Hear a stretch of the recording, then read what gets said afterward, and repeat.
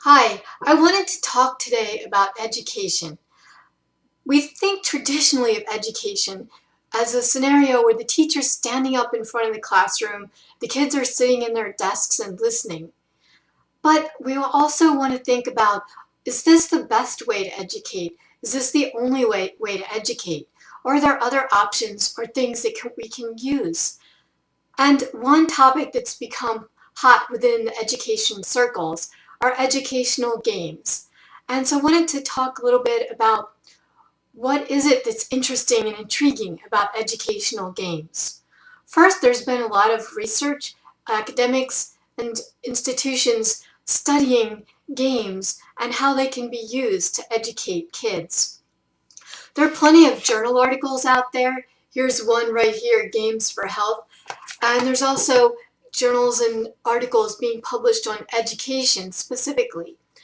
And but while you can read all of these articles and think about them, and there's a lot of really great and interesting data in these studies, I think it's also important to think about, why should games even be looked at in the first place? What is it that's intriguing or interesting about games?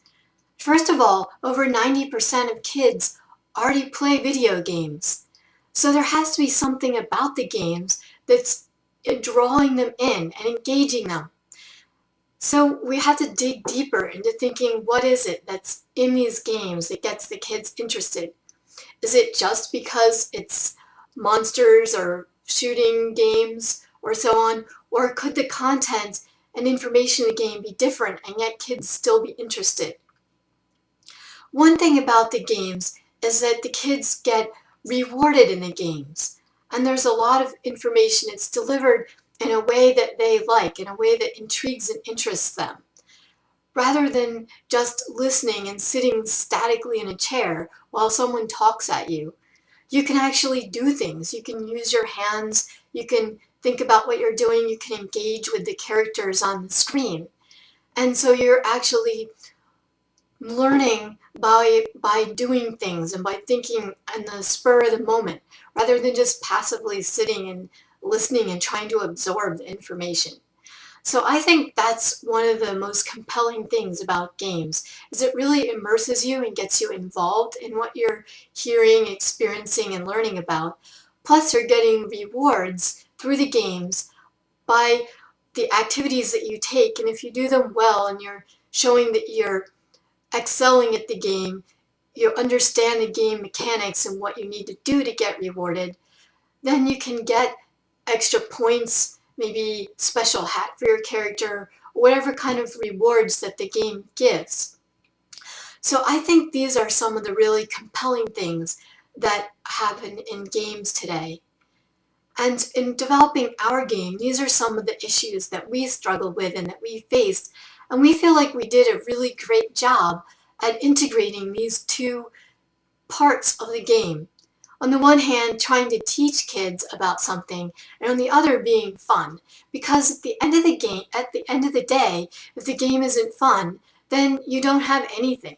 It has to be as engaging and fun as all the other things that are competing for kids' time.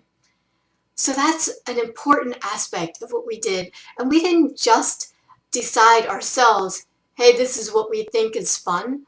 We went out and talked to kids in groups, and we asked them to try the game. Even when it was first being developed in different stages, we created a board game and we got them to play it. And we said, hey, is this something that you're having fun with? Do you like doing this kind of game?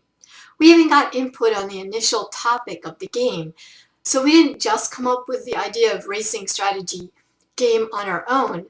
We brought the idea to kids and we asked them with a list of ideas, would you like this sort of game? Would you like that sort of game? So at every step of the way as we were developing our game, we brought it back to the kids because we didn't want to assume that we knew what we were talking about.